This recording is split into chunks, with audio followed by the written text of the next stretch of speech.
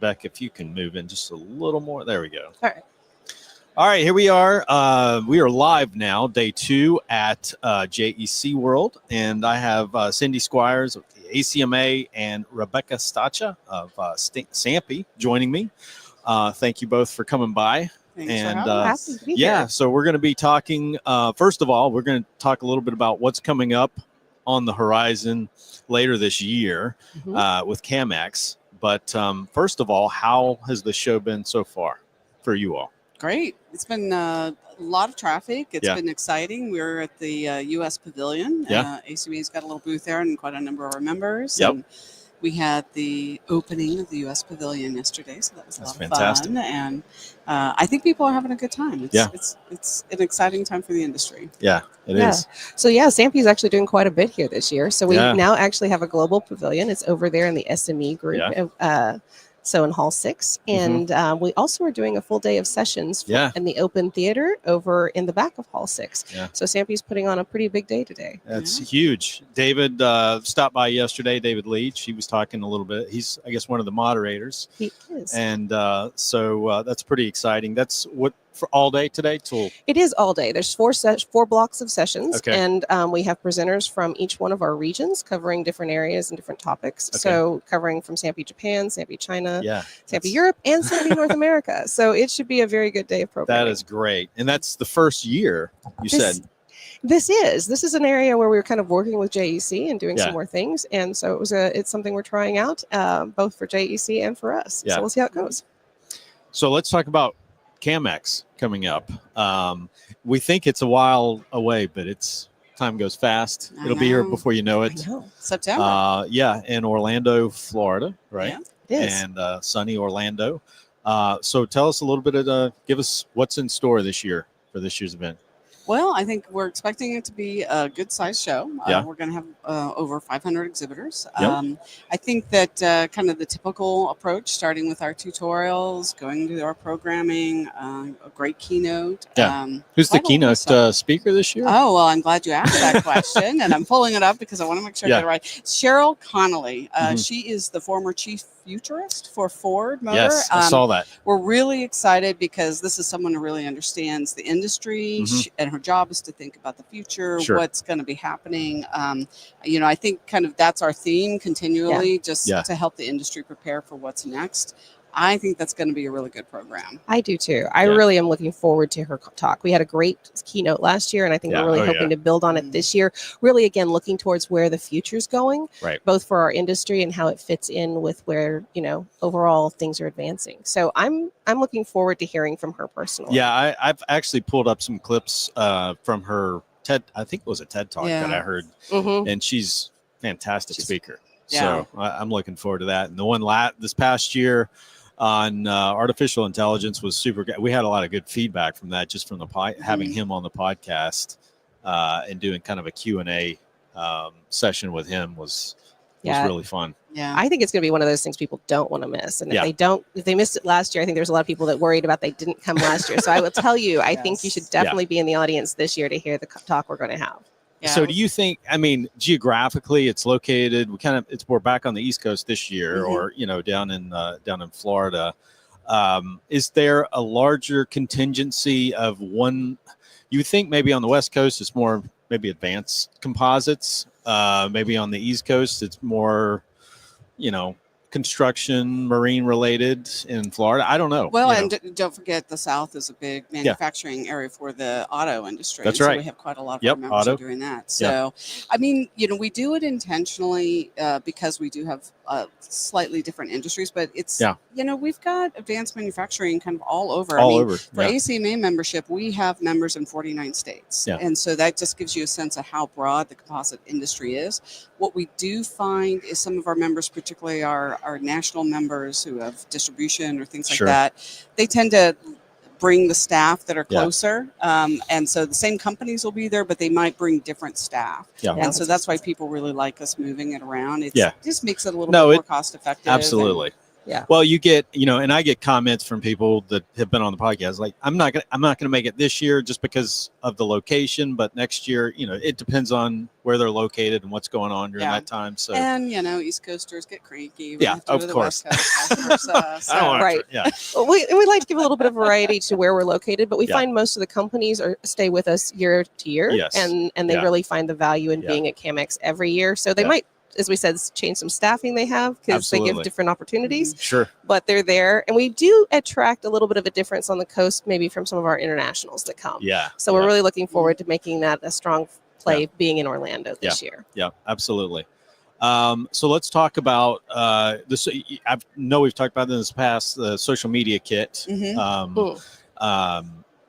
Good marketing tool for getting that out there. I know I was talking with Thomas last week of director of events for JEC, and I love some of the stuff they're doing, and you guys are doing something very similar with the social media kit. But I think it's intentional, where it's like, helping connect exhibitors with their customers, with the people that they're trying to reach, and starting to use more technology, I guess, kind of AI technology that is incorporated into that. Isn't which is it crazy? pretty cool. Yeah, it's like, it makes it so much easier. Yeah. Well, what I find really interesting about the composites industry is how active everyone is on LinkedIn.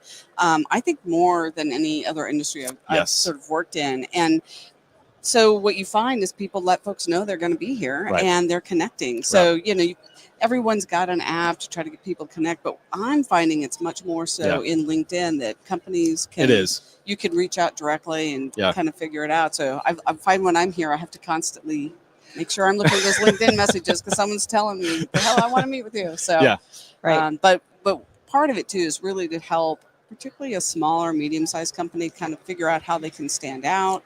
For folks really trying to make a splash, you know, it's the place to do that. I think we really want to make sure that we're doing everything we can to help as people are to maximize what the event is doing for them. And so the social media kit for us is just a way that we can ensure our exhibitors are getting the maximum benefit out of it. Absolutely. It's good marketing for them, if they're using it. Why not post live at the show, or post what's going on during the event, because that's what I find myself to do that too. I do. I've got a note to do that to myself right after this. So yes, it is something that we have to spend time on.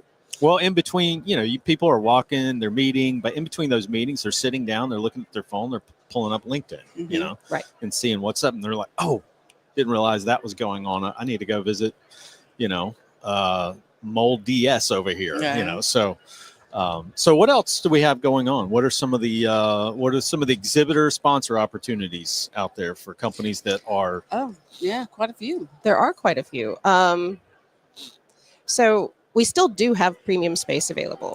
We've filled up. We always have, our sales are going strong, but there are some premium spaces still available. So that's something, if you are interested in being on the exhibit floor, getting in and talking to one of our sales team now is going to be important. We also have sponsorship available. So there's a lot of sponsorship opportunities available, and our sales team have those out there as well. So, even if you're not going to be maybe they're in a big booth or something, making sure you're maximizing your exposure is going to be important.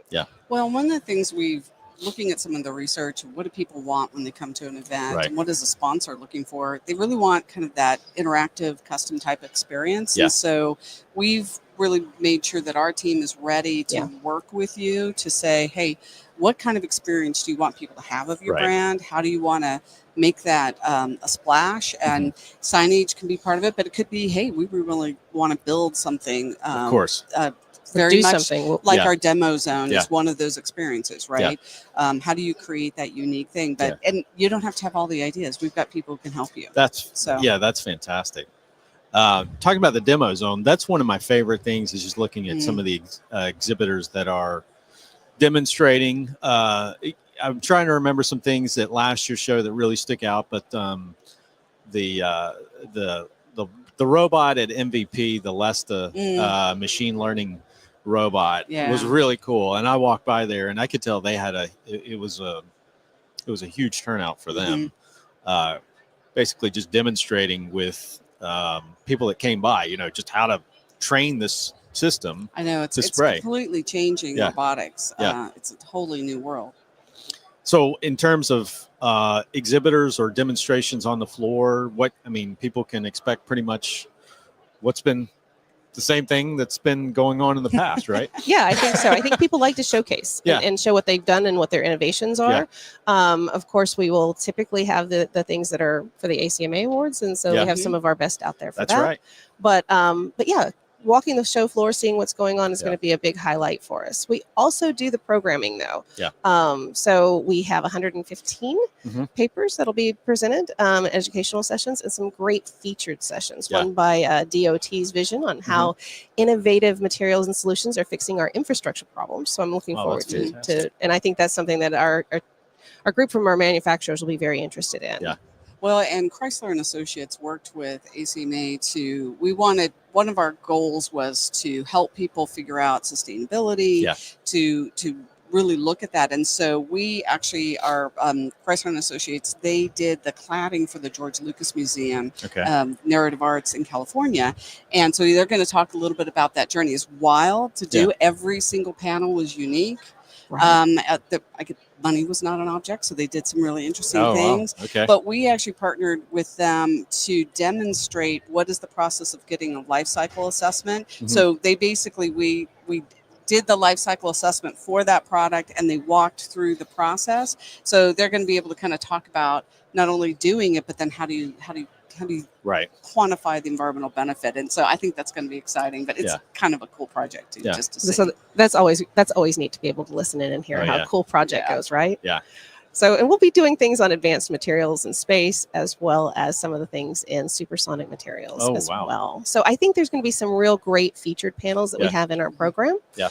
But one of the things we do want to mention is that our poster sessions will be still accepting applications through mid-March. So that's not closed yet. So if you still wanted to get one of the poster sessions in for some of our younger, kind of emerging researchers, that's still open. So we want to highlight that. Yeah. And our CAMX Awards, which is always awesome. And so that we've got a little bit more time until June 13th. So think about that. Make sure you're applying for that. We've got with the Combined Strength and the Unsurpassed Innovation Awards. We've got the ACMA Awards, the ACE Awards, and then the CAMX Awards. Yeah, I had a lot of, quite a few of the people that had submitted that were on both ACE and CAMX Awards were on the podcast, great. at CAMX last year. And so really cool, really innovative stuff. Really amazed at some young people out there that are just like teenagers. That are, it's crazy. Really it's humbling is what it is. It is. It really is. But yeah, doing I cannot recall her name, but she came by. She was an award winner, but she's working on homeless shelters. Using composite materials. So you get to, and I had the opportunity to be one of the judges, so I got to read a lot of these, and it's really cool. I mean, to see some of these that are being submitted, and it's almost like, I know they have to follow a certain guideline, but all of them sound great. And sustainability is kind of the big, I would say that's the big theme this year at JEC. Definitely. And it is at CAMX as well. It will be. Yeah. The other big theme that for those who use styrinated resins, we have a new regulatory challenge, which is kind of a big deal for the industry. Yeah. And so for styrene being pre-prioritized under TSCA, which basically means it'll go through a 6-year process,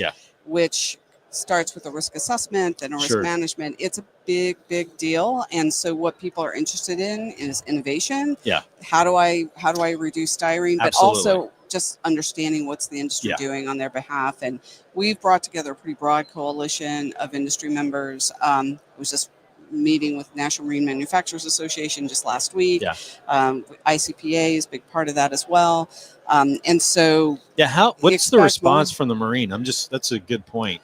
They're very concerned, and absolutely. And I spent a good 3 hours where we just dug into the strategy, and we're actually going to be coordinating our fly-ins to make sure. So that's something to think about, to be involved in that. But at CAMEX, we'll definitely have some sessions on it so people can really understand. It's a little unnerving because it's the beginning of a process. We don't know where it's going to end. We know that it's 6 years. It's going to go through the Trump administration. So there's a lot there, but we'll demystify it a little bit, try to help people through that. And we did a webinar, as big roundtable for the industry, just to let everyone know what's going on.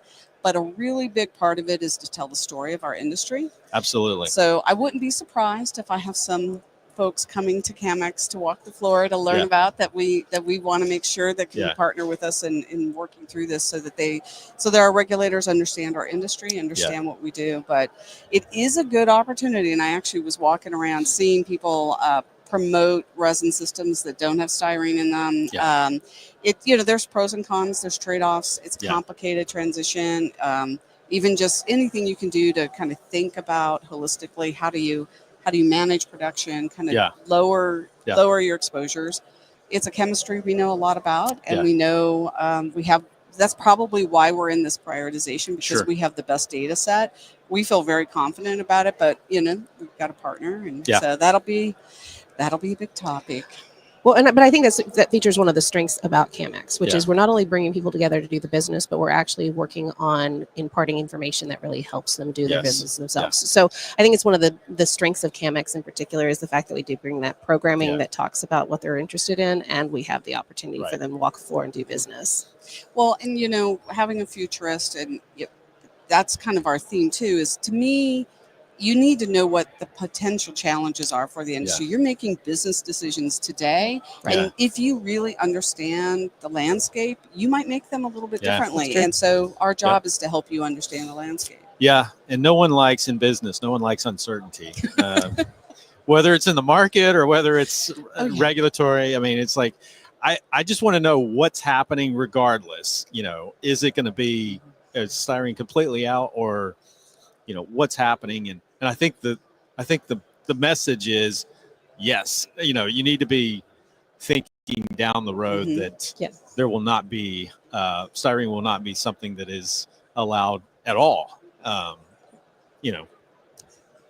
May not be, maybe 10 years down the road, who knows? But you should prepare for it as a manufacturer, or just make thoughtful decisions and think about your emission levels, understand what your emission levels are, think about it. And those are just simple decisions. And making sure, like, as you walk the floor here and as you walk the floor at CAMEX, you're going to find engineering solutions. You're going to find production processes that maybe the next time you do your mold, you set it up for vacuum infusion. Absolutely. And so those are hard decisions to make. And you've got to just know the facts and figure out what makes sense for you. Well, and I think there's other, the styrene, I think the styrene free technology is getting better. But then we're also seeing, I've got some gentlemen with McLaren Composites and ExxonMobil coming by, and they're, RTMs have been around a while, but it's, in terms of scalability, it's been difficult for a lot of manufacturers.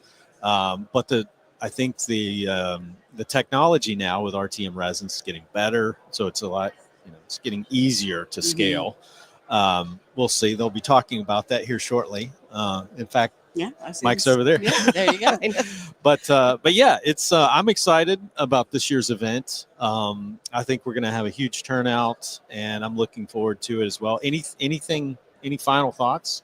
Wrapping up, I would just say that I think the U.S. economy is strong. I think as you compare the European economy to the U.S. economy, I think you've got a bit more growth. We still have a lot of investment in infrastructure. I think we're going to see, I definitely do believe the aerospace is sort of calmed down a bit, which is great. It is. And it'll be really interesting to see how kind of this new tariff world kind of impacts. Apparently there's going to be a deal. a deal is coming. So on Canada and Mexico. We slapped another 10% on China. Well, definitely. But it's interesting. What I'm hearing here is, and the questions I'm getting here is, hey, we really want to come and do business in the United States, and so we're like, hey, if you want to do that, you need to come where it is. Right. Yeah, CAMEX is really where you need to be if you want to get into the U.S. market. Yeah. So. Yeah, we're really looking forward to seeing a lot of people from JEC find their way to CAMEX so they can continue to grow internationally if they're from here over there. And for our U.S. contingency, we think it's going to be really strong. Orlando is a great location for us. Great location. And so, sunny Florida. So we really do appreciate seeing everyone there. Mm-hmm. And I want to go back real quick for sponsors.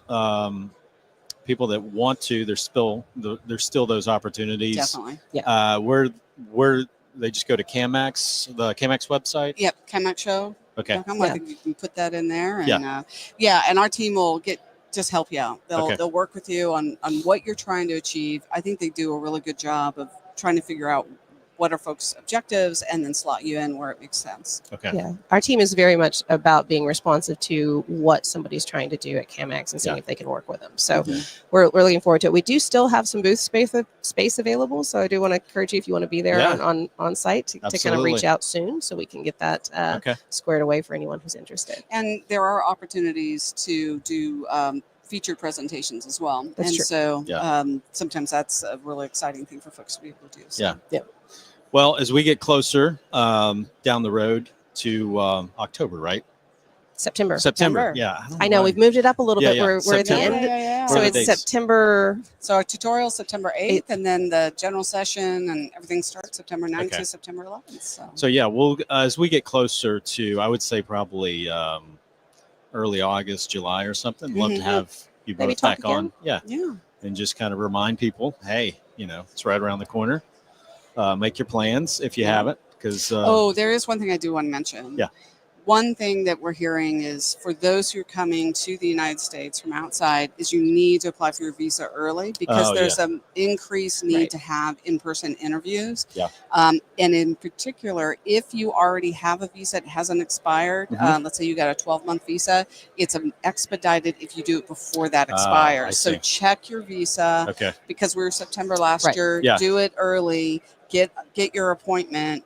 And then it will be a drama-free process. But if you wait till the last minute, you might be, a little nervous. Great reminder. But yes, that's very important for us this year. Good.